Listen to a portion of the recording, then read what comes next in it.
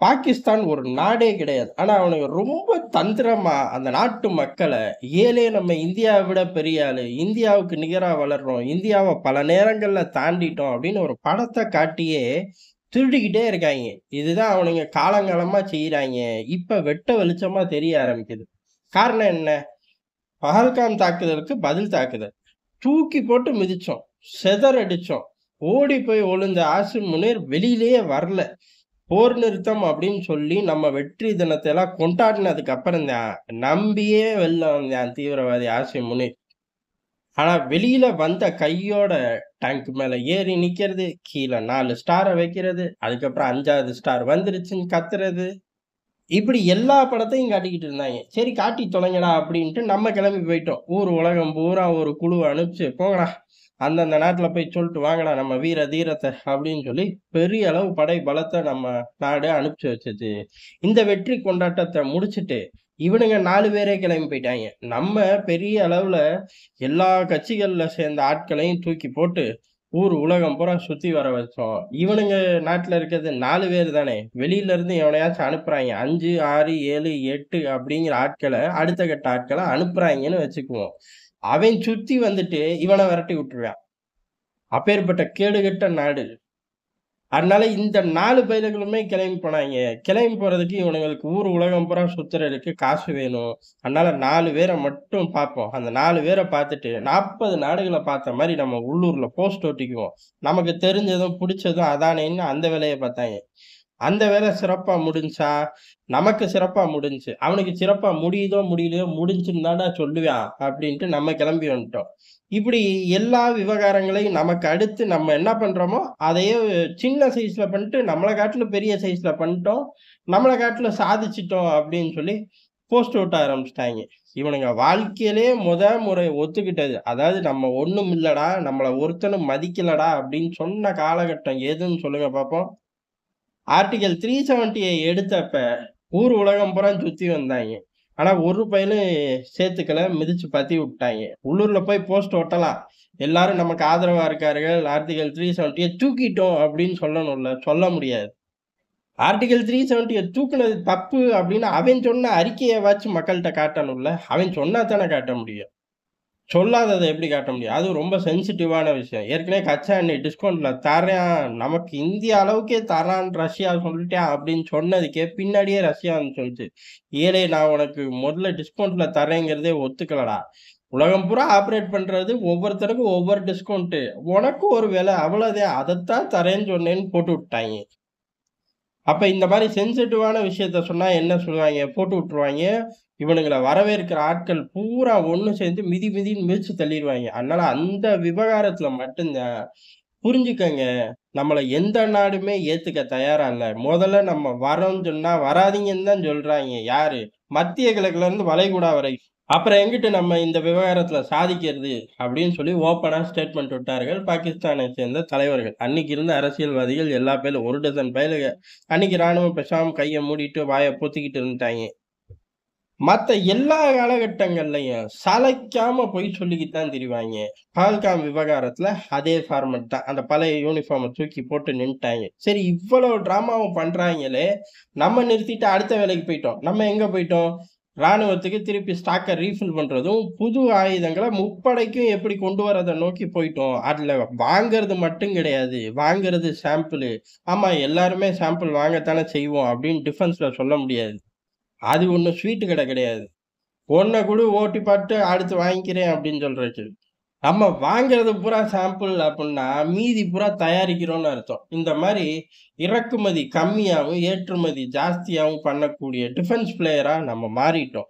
அந்த மாறுன காலகட்டங்கள்ல முப்படைக்கும் ஸ்ட்ரென்த்த கூட்டுறோம் அப்படிங்கல, பாகிஸ்தான் தடுமாறணும். காரணம் எப்ப ஒரு யுத்தம் வந்தாலும் சரி, அது அண்ணன் அமெரிக்காவா இருந்தாலும் சரி, உள்ளூர் தயாரிப்பு மட்டும் தான் பெரிய அளவுல கை குடுக்கும். வெளியூர் தயாரிப்புகள் கை குடுக்கும். கூடவே பல நேரங்கள்ல நம்மள கை குடுக்க சொல்லும். காரணம் ஒரு மியூச்சுவல் பெனிஃபிட்டையும் தாண்டி அடிஷனல் மைலேஜ் எதிர்பார்ப்பார்கள். ஏன்னா, உசுர காப்பாத்துற விஷயம்ல அப்படிம்பாய்ங்க கேட்டா. உண்மையும் கூட, அது நல்லதும் கூட. ஏன்? இப்ப நம்மளும் அந்த ஜோன்ல இருக்கோம்ல. நம்மளும் பெரிய தலக்கட்டு ஆயிட்டோம்ல. எங்க? டிஃபென்ஸ்ல. இனி நம்மளும் அந்த மாரி டீல போட்டு தான் உலகத்துல நமக்கான மைலேஜ் எடுக்கணும். இப்படி கிளம்பி போயிட்டோம். இப்ப இவனுங்க என்ன செய்வாய்ங்க அப்படின்னு நம்ம காத்துக்கிட்டு கிடந்தோம். காரணம் இவனுங்க ஏதாச்சும் சொல்லணும்ல. ஒருவேளை சீனா டிஸ்கவுண்ட்ல தரேன்ட்டான் அப்படிங்கிறத அத பெருசா பேசுவாய்ங்களா? இல்ல புதுசா இதே மாரி ஏதாச்சும் உருட்டுவாய்ங்களா? அப்படின்னு காத்து கிடந்தா, இவனுங்க நெனச்சு காத்து கிடந்தோம் பாத்தியா? இவனுங்க தான் நாடே இல்லன்னு நம்மளே மூச்சுக்கு 300 தாட்டி சொல்லுவோம் அப்படிங்கிற மாரி ஒரு சம்பவத்த பண்ணிட்டாய்ங்க. காரணம் என்ன அப்படின்னா, ராணுவத்துக்கு சம்பள உயர்வு. என்னடா கிழிச்சிட்டீங்க? எதுக்குடா சம்பள உயர்வு? இந்தியாவோட தோக்குறீங்க. அது உங்களுக்கு காலங்காலமா பிடிச்ச விஷயம், தெரிஞ்ச விஷயம், பழகுன விஷயம். அத தாண்டி ஒண்ணும் கிடையாது. என்னைக்காச்சும் இந்தியா கூட யுத்தம் பண்ணி ஜெயிச்சிருக்காங்களா? கிடையாது. பலுசிஸ்தான்ல தோத்துக்கிட்டு இருக்கீங்க. நான் அடி, பேய் அடி வாங்குவீங்க. அங்கேயும் வேலை கிடையாது. சரி ரைட்ரா. இந்தியா ஒரு பெரிய நாடு. பலுசிஸ்தான் ஒரு விடுதலை ராணுவம். அத தள்ளி வச்சுருவோம். தீவிரவாதி பாகிஸ்தான் தாலிபான்கள் கிட்ட மரணஅடி வாங்குறாய்ங்க. அந்த திசைக்கு போகவே பயப்படுறாய்ங்க. இத்தனைக்கும் அவனுங்க ஏதோ காட்டுக்குள்ளேலாம் இல்ல. மெயின்லேண்ட் பாகிஸ்தான்லயே உட்கார்ந்து ராணுவத்துக்கு தண்ணி காட்டுறாய்ங்க. அங்கேயும் ஒண்ணும் புடுங்க முடியல. அப்புறம் எதுக்குடா உங்களுக்கு சம்பளம் அப்படின்னு கேட்டா, சம்பளமா? Haiku 20% hike. நல்ல வேளை 30% ஹைக் குடுக்காம போயிட்டாங்களே! அப்படின்னு நெனச்சு சந்தோஷப்பட்டுக்க வேண்டியது தான். ஆனா ட்ரிகர் பண்ணி விட்டா 30% குடுன்னு கேட்பாய்ங்களா? 30% அவனே கையெழுத்து போட்டு எடுத்துக்குவான். இவன் என்ன குடுக்குறது? அவன் தானே எடுத்துக்கிறது. 20% ஹைக்க தந்திருக்கார்கள். இந்த 20% ஹைக் எதற்கு அப்படிங்கிறது தான் முக்கியமான விஷயம். காரணம் ஆசிம் முனீர் ஃபீல்டு மார்ஷலா ஆயிட்டாரு. ஃபீல்டு மார்ஷல் ஆனவுடனே தனக்கும் கீழ உள்ள அதிகாரிகளுக்கும் ஏறக்குறைய 1லிருந்து 2 கிலோமீட்டர் தூரம் இருக்குன்னு அவனே நம்புறான். நம்பி தொலையட்டும். உண்மையும் கூட. காரணம் என்ன? இந்த ஆளோட அதிகாரத்த சேலஞ்ச் பண்ண முடியாது. ஊர் உலகத்துக்கு பொய் சொல்லலாம். அவனுங்களுக்குள்ளேயே பொய் சொல்லி விளையாண்டுக்குவாங்களா? தோத்தோங்கிறது நல்லா தெரியும். தோத்தனை விளைவிக்க அப்படிங்கிறதா அடுத்த கட்டத்துல உள்ள ஆட்களோட எண்ண ஓட்டமா இருக்கும். கட்டாயம் அங்க எல்லா பேரும் அப்படியே ராஜ விசுவாசம் அப்படிலாம் ஒண்ணும் கிடையாது. ஆசிம் முனீர தூக்கிட்டா அந்த பதவிக்கு வர 1000 தளபதிகள் தயாரா தான் இருப்பாய்ங்க. ஏலே அதெல்லாம் உங்க சண்டை.